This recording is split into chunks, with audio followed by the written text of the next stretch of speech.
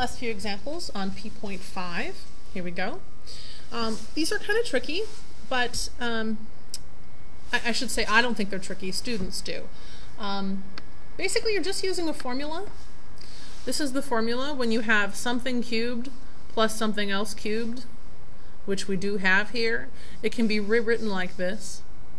So obviously, if x cubed is the thing that's cubed, x is the a in my formula, so then x would go here and here and here, right? So 64 is b cubed. So 64 isn't b. What would b be? Well, wouldn't that be 4? Because 64 is 4 cubed. 4 times 4 times 4 is 64. So the 4 is the b.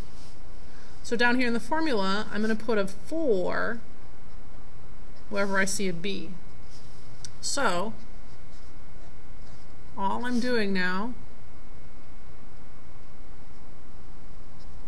is simplifying. So I have x plus 4. That's going to stay the same. I have x squared minus, instead of x4, we usually write that as 4x, and then plus 16, right? That's it. Well, that wasn't so bad. Oh, let's try another one.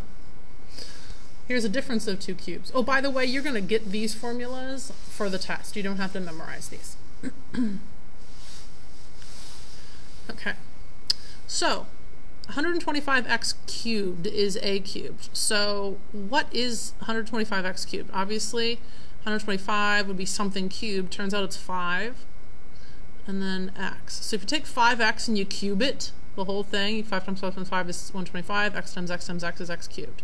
So it turns out that a is 5x. So I'm going to put 5x in all the places where I see an a.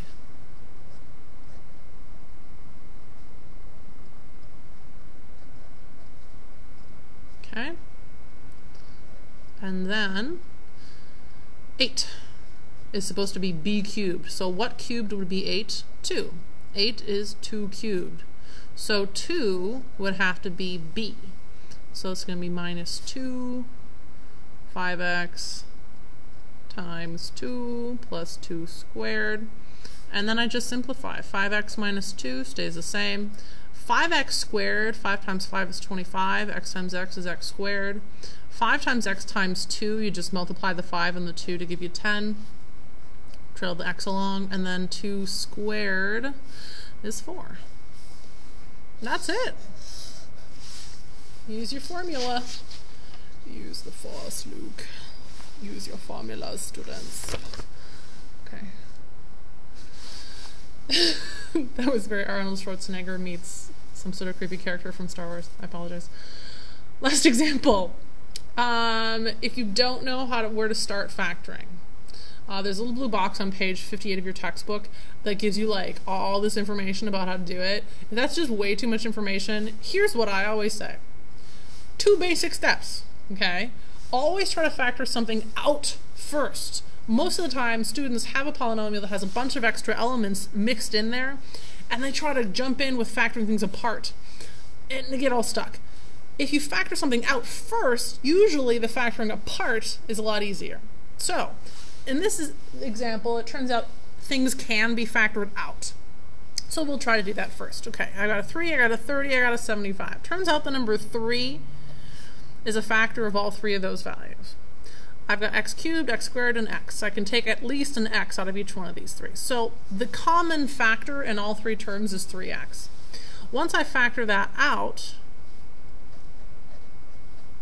by basically dividing, I get that. Now, isn't that trinomial a lot simpler than that one? Absolutely. Always factor out first if you can, and then see if you can factor stuff apart. All right, 2 numbers that multiply together to be 25 but add together to be negative 10. Negative 5 and negative 5, right?